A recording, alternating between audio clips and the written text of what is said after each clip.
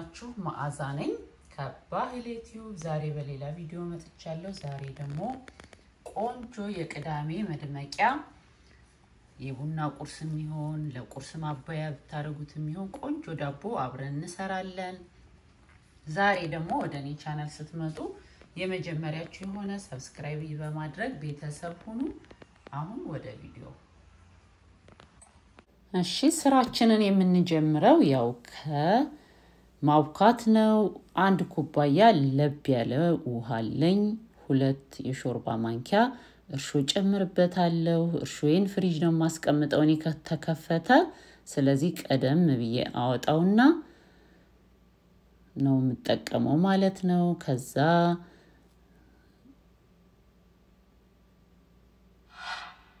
ስኳር ጨምራለሁ አንድ የሾርባ ማንኪያ ለምን እንደነገርኳችሁ ፍሪጅ ውስጥ የነበረ ስለሆነ የተከፈተ ስለሆነ ውጭ ላይ እንደዚህ አቀላቅዬ መስራትና ለመስራቱን ማረጋገጥ ፈልጋለሁ ማለት ነው ዱቄትም የተነፋ እንኳን ቢሆንም እቃው ላይ የተገለበጠ አሁን አየር እንዲገባው ላቦካስል መንፋቱ ሁሉ ጊዜ ጥሩ ነው ላቦካስል መንፋቱ 6 ኩባያ እጠቀማለሁ ነጩን ማለት ነው ከዛ እርሾ ዱቄታችንን እስከናቦካል ድረስ በደንብ እንደዚህ መነሳቱን መስራቱን እናረጋግጣለን ማለት ነው ሌላም ቀይ ስንዴ ስለማቦካ መቀነስ ያስፈልገኛል ቀነስኩኝ ከርሾ ላይ ማለት ነው ስለዚህ አንድ ኩባያ የአንድ 3ኛ ኩባያ ዘይት ጨው ጥቁር አዝሙድ ነጭ አዝሙድ እና አብሽ ጨመርኩኝ ማለት ነው ሁሉንም ስክሪን ላይ ጽፌያለሁኝ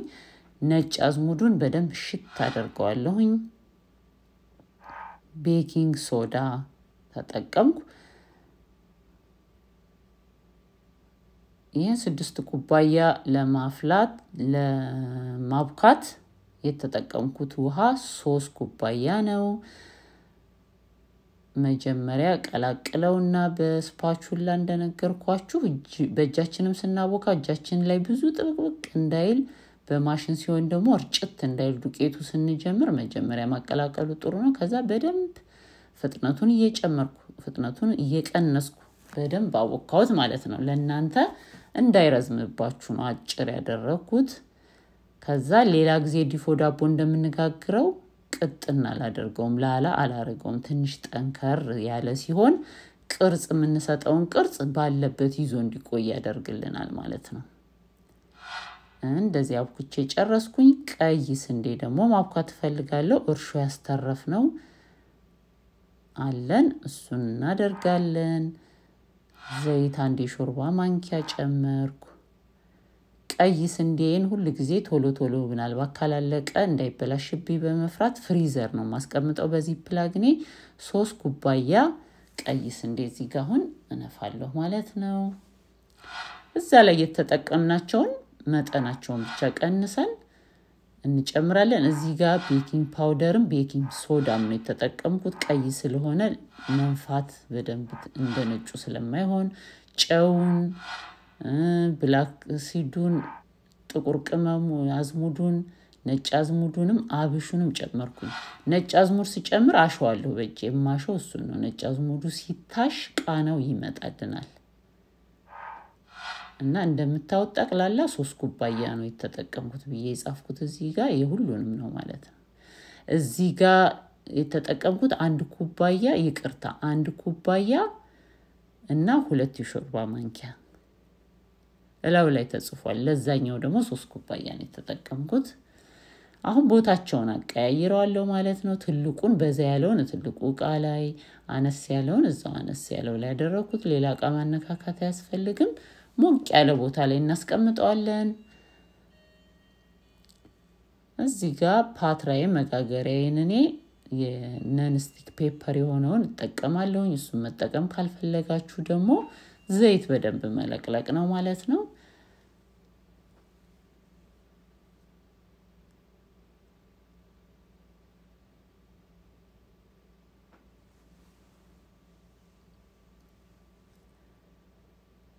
አሁን እዚህ ጋር የፈለኩት ሊጡን ለአራት ቦታ እኩል መክፈል ነው ቀዩን እንደ አንድ ተጠቅሜ ነጩን ደግሞ 3 ቦታ ቆርጠዋለሁኝ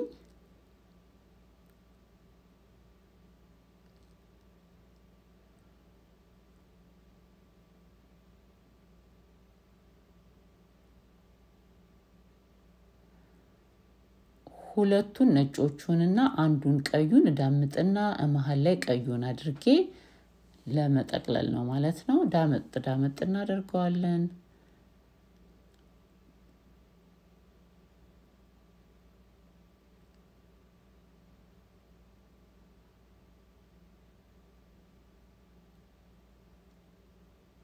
ቅዳሜና እሁዳችንን እንግዲህ ሰንበትን እንደኔ ቅዳሜ ጧትን በጣም ነው የምወደው። ጧት ቡና ማፍላት እወዳለሁ ቅዳሜ ጧት። ስለዚህ ሁሉ ጊዜ ለየት ያለ ዳቦ ሲኖረኝ ቡና ቁርስ እና ቆንጆ ቁርስ ሳዘጋጅ በጣም ደስ ይለኛል።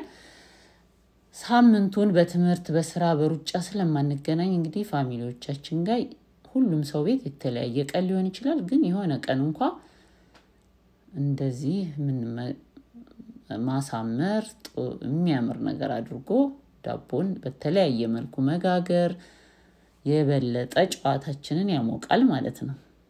እንጠቀልለዋለን እንደዚህ በረጅሙ በኩል እዚህም ጋር ሳብ ማድረግ ያስፈልጋል። ለምን ክብ ስናደርገው በጣም ስብስብ ያለ እንዳይሆንብን ማለት ነው።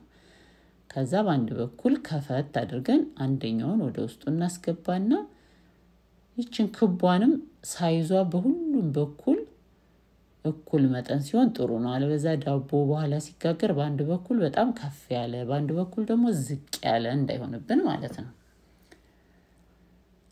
ከዛ መልሰን እንጠፈጥፈዋለን።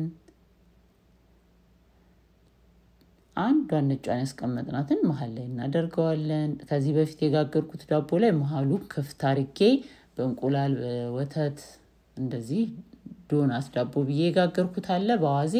ይሄኛውን ደግሞ የዛን አይነት እንትኑን ተጠቅሜ ግን ለየት ያለ የኛን ሀገር ጣዕም ያለው ዳቦ ነው መጋገር የፈለኩት። እዚህ ጋር ያው ከጠፈጠፍን በኋላ ጫፍ ሳንደርስ በዳር በኩል እስከ ጫፍ ድረስ መሃል ላይ ብዙም ጫፍ ሳንቆርጠው እንቆርጣለን ማለት ነው። እንደዚህ ትንሽ ዳቦ ከሆነ መጋገሩት መጋገሪያችሁ ላይ አርጋችሁ መቁረጥ ትችላላችሁ። ትልቅ ከሆነ እንደኔ ሙልት የሚል ከሆነ ግን እዛ ላይ አርጎ መቁረጡ ስለማይመች እዚሁ ጋር ቆርጦ እንደምንም ፓትራው ላይ ማድረግ ነው ማለት ነው። ይሄው አሁን ዞር ማድረግ ነው። ጠምዘዝ እያደረግን ስናዞረው ውስጥ የነበረው ቀዩ ይወጣል። በጣም የሚያምር ይሆናል ማለት ነው። ስንበላውም ጣዕሙን ቀዩ ስንዴ በጣም ቆንጆ ጣዕም ይሰጥልናል ማለት ነው። እኔ ለዛሬ ይሄን ዳቦ ስጋግር አዋዜ ጨምራለሁ። ተልባ በበርበሬ አርጌ እንደዚሁ ጨምራለሁ። ለዛሬ ግን ቅመሙን ነው ሞቅ አርጌ ማጣጣም የፈለግነው እና እንደዚህ የሚያምር ሆኗል። እንደምንም ትሪያችን ላይ እናደርጋለን። መጀመሪያ ሳቦካው 2 ሰዓት ቆይቼ ነው ሊጡን እንደዚህ ያው የዳመጥኩት ማለት ነው። አሁን ደግሞ ትሪው ላይ አስቀምጠን እንደየቤታችን የሙቀት መጠን ሙልት ብሎ በደም ሲነሳልን ነው የምንጋግረው ማለት ነው። እና ማስተካከል ነው። ጠፍ እያደረጉ እዚህ ላይ ማስተካከል ነው። ይስተካከላል።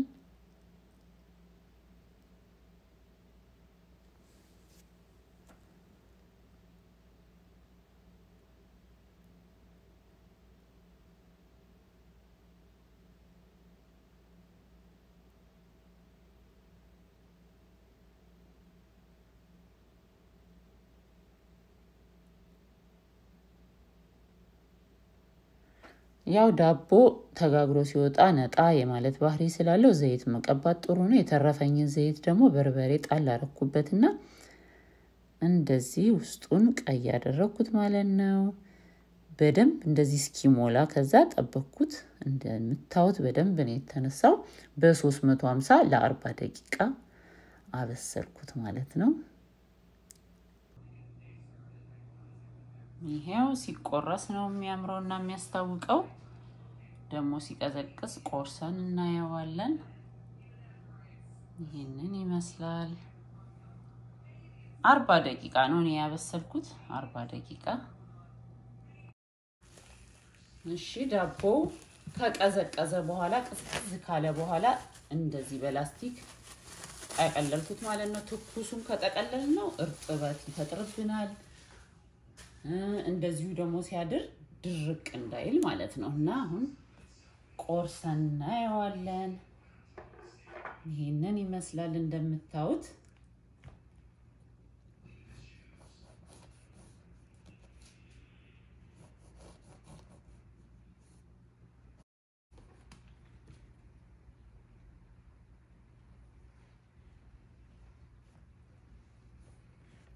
ፍርፍር ያለ በጣም ቆንጆ ዳቦ ነው የሆነው።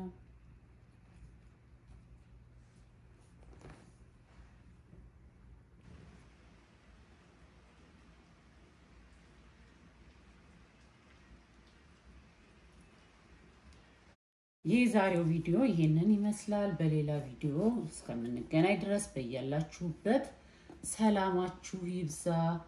ሰርታችሁ ሞክሩት። በጣም ቆንጆ ዳቦ ነው። ጣዕሙ፣ ቴስቱ፣ መልኩ የሚያምር። ቪዲዮን ደግሞ ከወደዳችሁት ላይክ ማድረግ አትርሱ። መልካም ጊዜ። ቻው።